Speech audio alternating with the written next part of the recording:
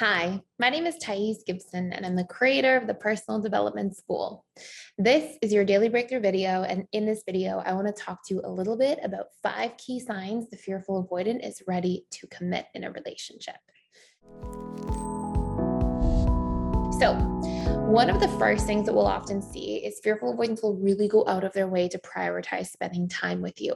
This is when they're like right before the commitment sort of stage, not commitment stage in terms of like the 6 stages, but they're ready to like move from dating into honeymoon stage. So ready for a romantic relationship. I should do a separate video, very separate video on when they're ready for, a marriage or to settle down sort of to that next level. So, it's really important to see that because often we'll see like the hot and coldness of fearful avoidance prior to that time. A lot of fearful avoidance, if they're like interested in somebody, but not fully interested, not fully invested, their walls are up too much, they've got a lot of fear, they're not over a past experience or relationship, like things like that. What you'll actually see is the fearful avoidant is like kind of wishy-washy with their plans. They'll be like there and they'll hang out, and then they'll kind of pull back and not hang out, and there will be a lot of inconsistency. So when you see that you've become like a big priority in their lives, that's usually okay, they're moving towards thinking of more of some kind of like partnership or just like taking the relationship to the next level. So definitely a huge sign. Number two, they won't play as many games. Fearful avoidance do tend to have sort of like a tendency towards like someone who's fearful avoidant, they don't know they're fearful avoidant. They've got a lot of sort of wounds and pain points, and maybe they don't know anything about attachment theory or don't have a lot of that like introspective ability because they probably just haven't had the time or the resources or the tools to like understand these things. That type of FA will often see them like move towards playing games a little more. And it's funny because I think it's actually hard on that person because like FAs generally have this tendency to need like authenticity and openness and transparency and depth. And we'll see them bring a lot of that to the table, but not as much in the early stages. In the early stages, they have a tendency to feel like more afraid of being hurt or threatened. And so we'll see them sometimes like play some games or like make comments, sort of test the waters a lot more, these sorts of things. When they decide that like you've passed the tests and they can trust you a little bit more and that they sort of feel a little safer and more comfortable, then you'll see the games start to sort of move down as they move into like a little bit more of a vulnerable space. And you may see them like start to open up more, share their feelings or needs a little bit more directly. Again, like a lot of that actually has to come with like attachment style reprogramming work for the FA because it can be so difficult to be like truly vulnerable as a fearful avoidant if your history is a lot of like attachment trauma from relationships, but you'll at least see that really start to subside and there will just be more like transparency about what they're wanting, where they stand, that vulnerability piece will start to come up. And by the way, like, the way out of this too, and I was saying this for one of the other videos, is like attachment style reprogramming work, like doing the work on your core wounds, understanding your needs. FAs, it's huge that you learn to like set those boundaries so that you feel like you have a strong sense of self and it's not like you or a relationship and that you can't have both at the same time when in fact you actually can.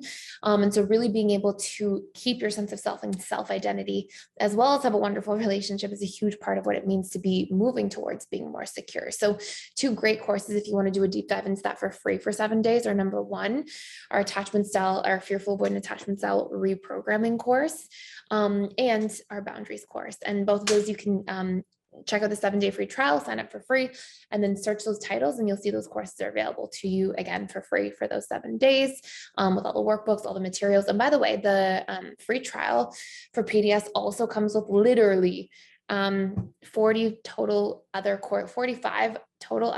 We have a total of, I think, 47 courses right now, besides those original 2 I mentioned.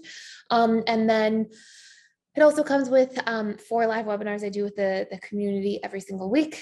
We have live events, we have onboarding webinars, we have onboarding calls that are one-to-one with different team members. And yeah, like so many different things we have going on in there, social events, study groups, online dating routines and resources, like just all kinds of amazing stuff. So again, you can check that out for free for 7 days if you want to check out the link below. So number 3, we'll see another big sign is that the fearful avoidant will open up and they'll share more things. And they have no problem really like being direct when they decide they really want something. So they may say more directly, like, hey, I really feel this way. I'm really interested in a future, or, I'd like to be with you more seriously. They may be very direct in terms of how they communicate. Fearful avoidants generally tend to be a little bit more approach oriented, like less avoidant, like they won't really avoid things. To be honest, I think this comes from the fact that fearful avoidants usually didn't have a choice at many times in life, where they like were sort of put on the spot or made to have to deal with things that were beyond their maybe full ability to handle as children to begin with. Like maybe you saw a lot of distress in your home, for example, and had to like grow up really fast. So you may have been like outside of your comfort zone. And so there's sort of this subconscious comfort zone to be outside of your comfort zone. And so, I often see out of all attachment styles, fearful ones, when they do decide they want something, they really don't have a problem like initiating or moving in that direction. But the big problem or challenge becomes, are you emotionally available truly at a deep level for that thing?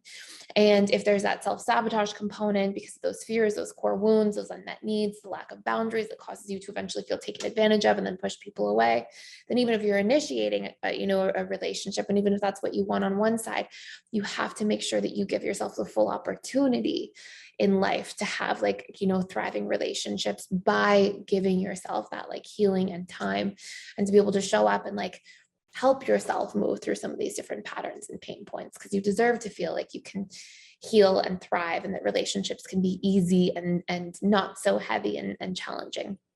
Number 4, fearful avoidants will also start talking more about the future together. So they may, again, similar to APs, like make future plans, open stuff up, like, oh, let's do this next summer. Let's try that in the future. They may talk about like longer term things. And again, those are all indirect signs that they're looking towards the future with you in a relationship.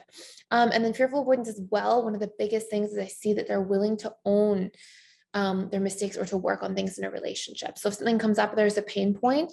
A fearful avoidant, when they don't want to deal with the fight or the conflict, they often just shut the doors completely. But when they're in a position where they decide they really want something, they're often willing to like invest to the nth degree. And so they often will like go into things and then take accountability, take responsibility, take ownership, even if they're imperfect at it, as we all will be at different times. They're often willing to like move the needle in the right direction and put in the effort. So big things in terms of how the FA is, or 5 signs the FA is ready to commit. Again, you can check out those courses for free for 7 days by clicking the link in the description box below. And thank you all so much for being here and for watching this channel. Please like, share, and subscribe if you haven't already. And if you hang out here quite a bit, I would really appreciate it. And I will see you in the next video.